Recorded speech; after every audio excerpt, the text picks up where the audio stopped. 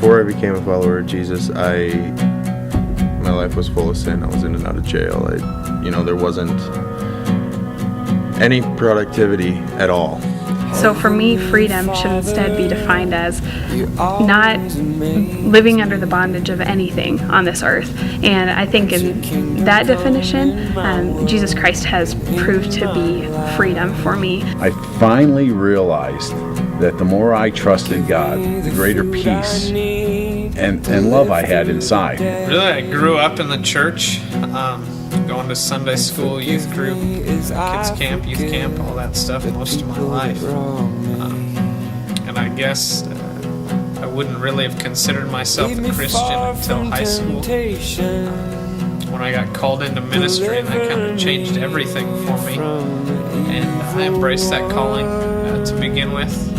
And then after the high of youth camp and all of that stuff wore off, I decided I was going to run from that calling, change my mind.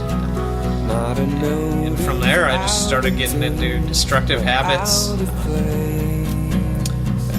One occasion, actually,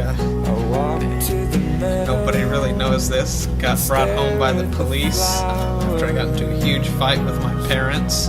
And, it was like that for about 4 years. It's just a slow process. It's not one of those things that happens overnight. It's just I'm aware of things that He would want me to do better, and I look for the opportunities to do things better.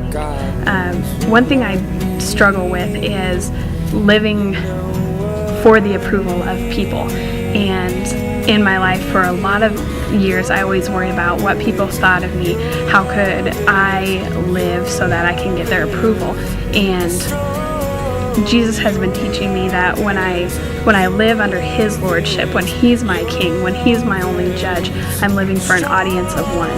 That gives me peace in knowing that He, as my judge, is faithful to me. He's unconditional. His love is unconditional. I don't need to always live for the approval of others because He's the only one that I serve. And that gives me freedom to be who He's created me to be and not someone else. It wasn't until one time when I was sitting in jail that I realized that my life wasn't going anywhere, and I had no other choice, in my opinion, because all the human resources that I have used had fallen short. Say nothing short of divine intervention after that. Something just clicked. Decided that I better quit running from this calling, better start pursuing ministry, the calling that He's called me to. And from there started to quit these, going to the parties and things like that. Started to get my life back on track. Through a medical condition, through the loss of a very close friend, even walking through this stage of life as a young adult when the world is kind of crazy around me, I have learned to have peace knowing that an almighty and an all-powerful God is walking right alongside of me, and this has given me freedom from my worry and fear. And it took a certain person telling me, why don't you just try asking Jesus for help? And when I finally did, even though I had to sit in jail for a little time longer, it was easier to deal with. Being in jail wasn't what consumed my thoughts. It was the life that I still had ahead of me.